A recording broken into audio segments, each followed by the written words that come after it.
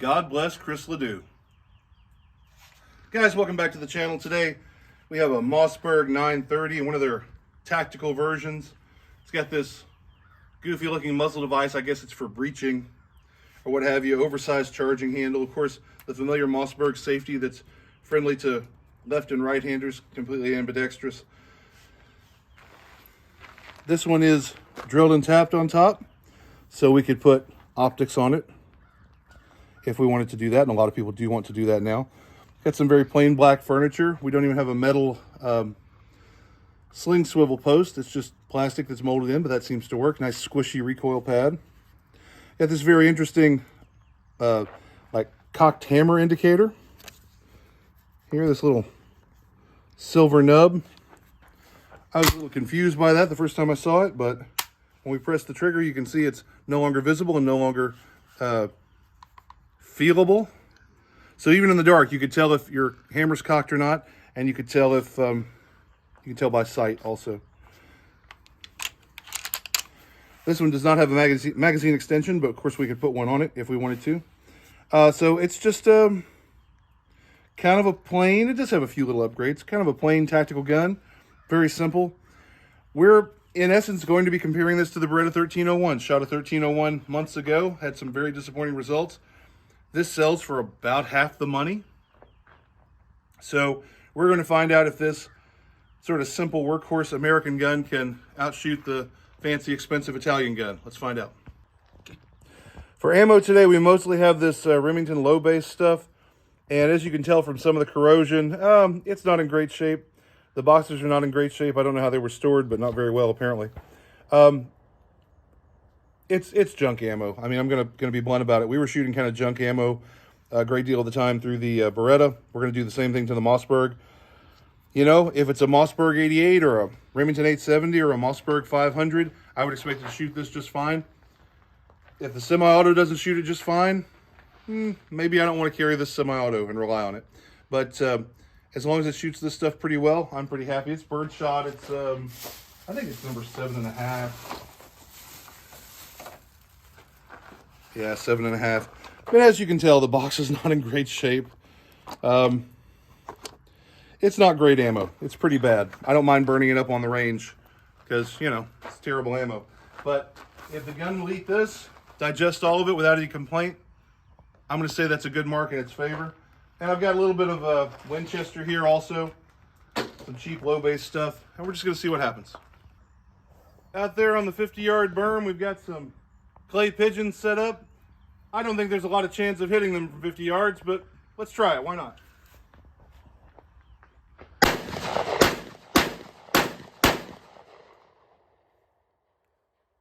Well, so far, we may be outperforming the Beretta. The gun has some recoil. It's not super light in recoil. The Beretta was softer in recoil, I think, with those heavy loads, but I mean, or excuse me, with those light loads, but they're light loads. Recoil's there, I can feel it, but it's not obnoxious, it's fine. All the functioning seems to be very positive. This thing is really kicking out the empties. It threw them so far I can't see them.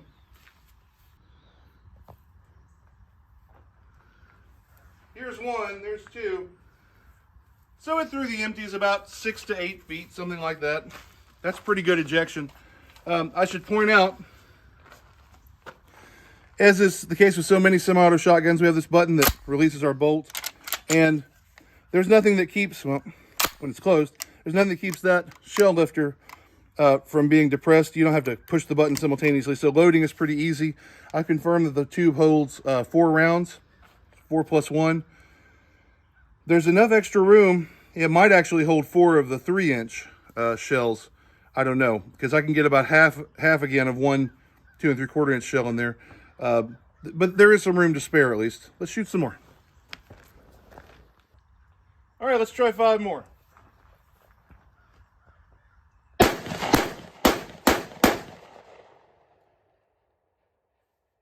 So far, so good.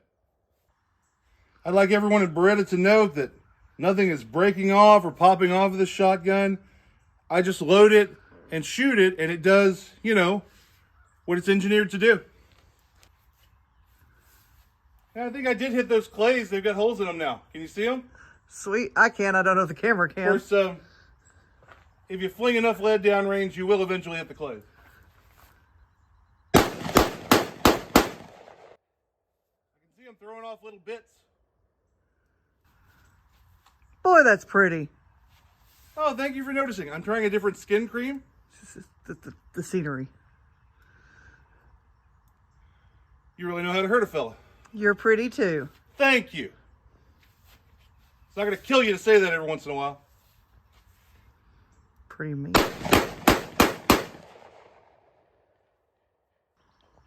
We're about 15 yards from this shoot and see target. I'm reluctant to shoot up my silhouette. It's the only one I brought with me today, but that's shoot and see. That's fair game.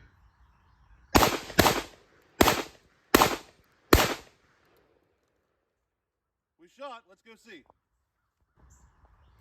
I think a good doctor could still save him. Guys, I've committed a bit of a range faux pas.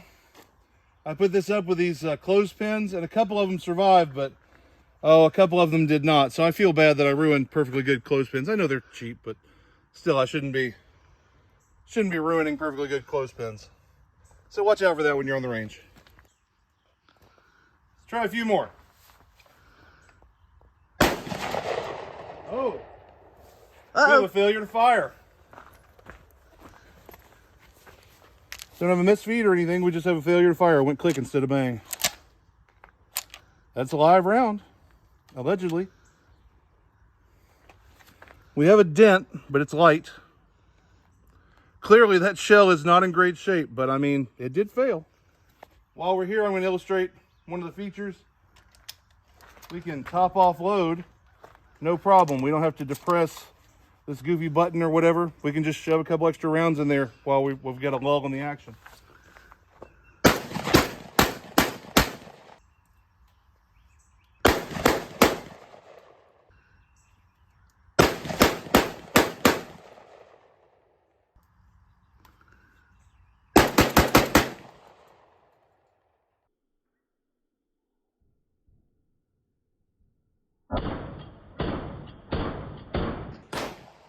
Okay guys, I should point out that when we tried that same shell a second time, it did fire, so that's a good sign.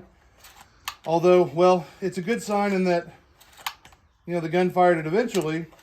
It's a bad sign in that suggests maybe there wasn't anything all that wrong with the shell, because it did fire. The gun just didn't hit it hard enough that first time. So I don't know, make of that what you will. But so far, this thing is more reliable than the Beretta. We fired 50-ish rounds. The barrel is getting warm. Like, it's still cool enough I can do this without burning myself. But if I wrapped my hand around this barrel and just held it, I would probably be burned in a few seconds.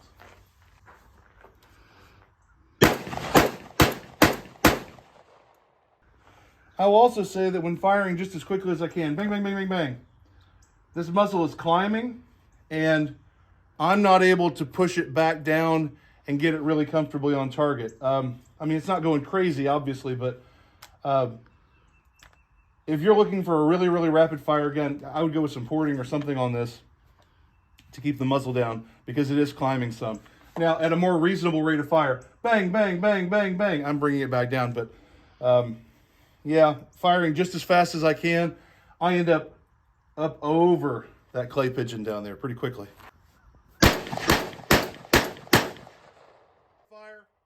Easy to bring the gun back down into the target. Not much of a pause there. Right now, about 60 rounds in, the plastic handguard is starting to warm up. I can feel some of the heat through the barrel. It's just warm, it's certainly not hot. The barrel is getting maybe hot. Maybe up toward what I could call hot. Before I forget, I want to thank Mark for making the shotgun available, and I want to thank Robert for making the ammo available. Thanks to both those guys. Guys, as to the durability of Mossberg plastic, the bird poop on here from the shooting bench, that just wiped right off, so kudos to Mossberg. Very easy to clean.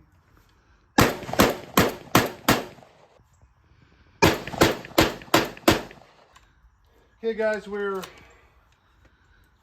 75 rounds in. Yeah, that's about right. Whew, and it is getting pretty hot. I don't remember the Beretta ever getting this hot, but the Beretta also didn't fire this many rounds in a row because it kept failing. So make of that what you will. Okay, guys, I don't really have targets down there. I'm just going to pick some different spots on the berm that I think deserve my wrath. See what happens.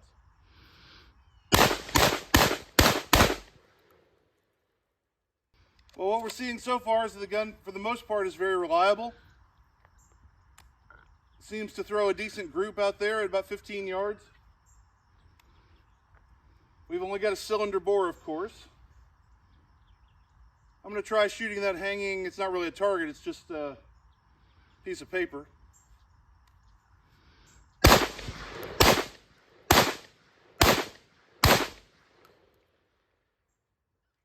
This time I tried to avoid the clothespin. Let's go have a look. All right, once again I did hit the clothespin in spite of trying to avoid it. I didn't ruin it though, it still works.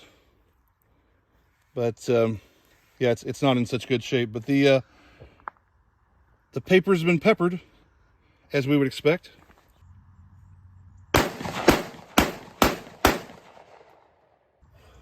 Well, guys, so far this thing is soft shooting, not objectionable in recoil. It's not the softest shooting 12 gauge I've ever tried, but it's fine. It points easily. It kind of points wherever I want it. Ergonomic. It's easy to control. So far, so good on this.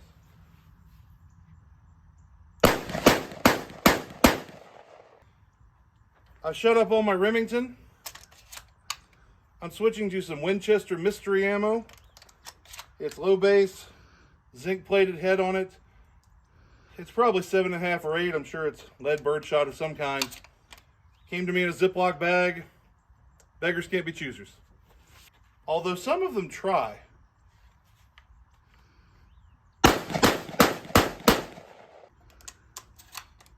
It may be my imagination. So far, I think the Winchester, I only fired 5 rounds. So far, I think the Winchester is just slightly softer in recoil than the Remington. I mean, marginally, it's not a big difference. We're over 100 rounds in. Yeah, that barrel is awfully toasty now.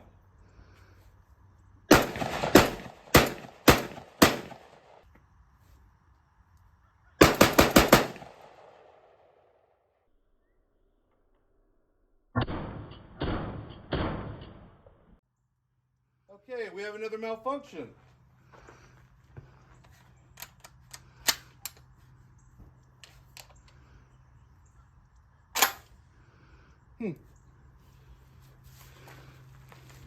That one doesn't seem to have a mark on it at all. Not that I can see. Okay. Oh, wait.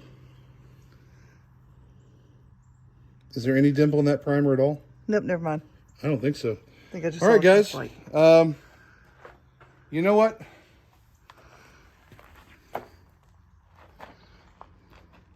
I'm not prepared to say there's any dimple at all, so that's not so good. Don't know what happened there. Let's try again.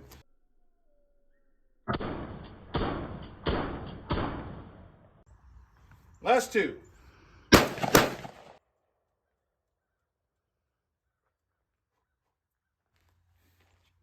We're whatever, 120 rounds in or something, and that's almost all the 12 gauge. I might scrape up a little bit more here somewhere.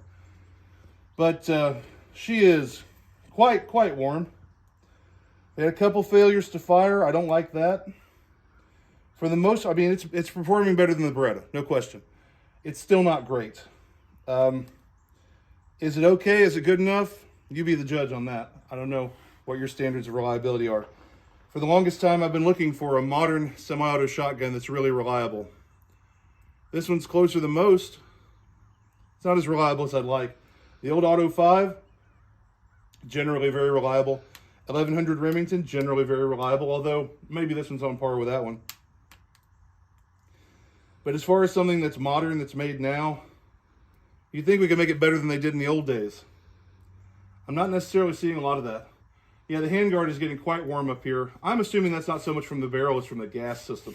Back here, it's fairly cool. Up here, it's very warm. Our magazine cap is just warm, it's not really hot, but the barrel is kind of hot. Okay guys, we have here, maybe you can see the dents in those primers. I have left over some of the ammo that the Beretta would not shoot. And so we're gonna see if the Mossberg does. Some of this is Remington low base, some of it's Winchester, some of it's Federal. I think there's one round of steel in here, steel shot. Let's just see what happens. Oh, misfire.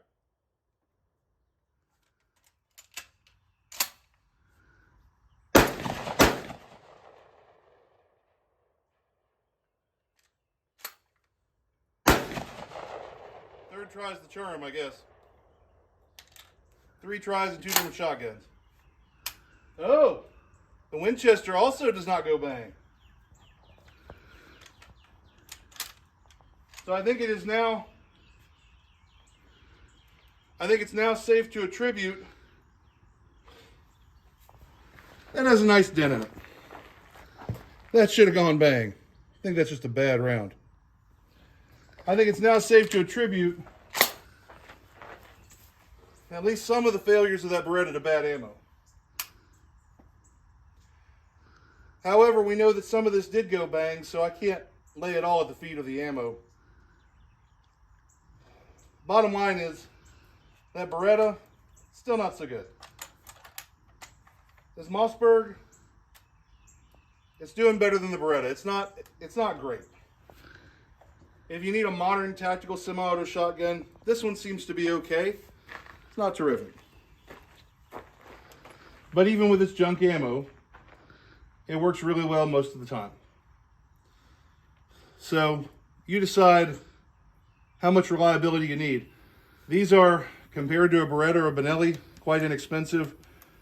Compared to any, what I would consider a quality, like an American-made semi-auto shotgun, these are about as cheap as it gets. I can't think of anybody who'd make one for less. Of course, a lot of its competition will be the Turkish guns now, which are often available for very, very little money. They're just dirt cheap, and they have performance to match. They usually don't work very well. So if you need a tactical gun, this may be your best bet. Or you may be better off with a pump gun. I don't know. But guys, that's what I got for you today. I don't know if this is useful information. Keep your powder dry. Before I forget, I want to add about this Mossberg a couple things. Number one, fired well over 100 rounds, say 120, 130, I'm not sure. Probably 130-ish. My shoulder is not really sore at all. I was aware when I was shooting that my shoulder was a little bit sore. The recoil is very manageable. I mean, it's there. It's not the softest shooting gun that I've tried. Is our sling swivel stud? No, it just rotates. It's not coming unscrewed. Anyway, I was aware of it. Recoil is not bad. It's not super mild either. It's somewhere in between. It's very manageable. I don't have a problem with recoil. You know, your mileage may vary on that, depending on what you can tolerate. But in terms of recoil, it's fine. The other thing I wanted to say is that these 930s have been on the market for a while now. And they early on had a reputation. I don't hear so much anymore.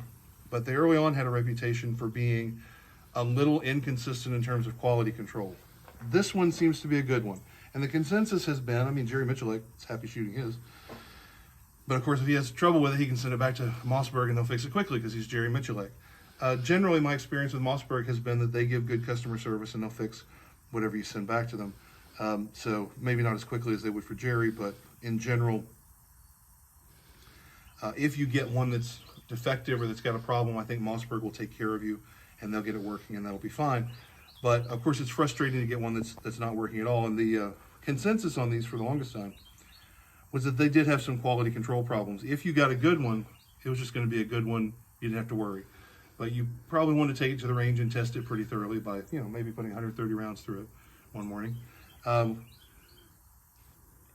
What I kept hearing was that these pins and the receiver would walk out sometimes. Sometimes they weren't fitted very well and they would start to walk out and then the gun would malfunction.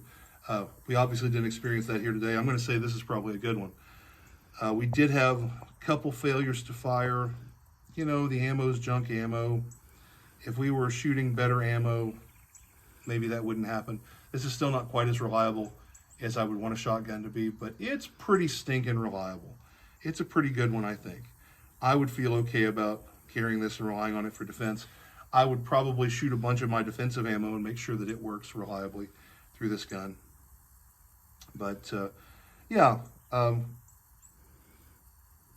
I would venture to say if you got one and you tested it, it would probably serve you really well as long as it, you know, passed your tests. And if it doesn't pass your test, send it back to Mossberg and get them to work on it until it does satisfy you. But yeah, I'm pretty happy with this one. It didn't pass with flying colors. I'm not ecstatic about it, but if this is the gun I had to rely on for defense, I'd feel pretty good about it. I guess that's all I got to say.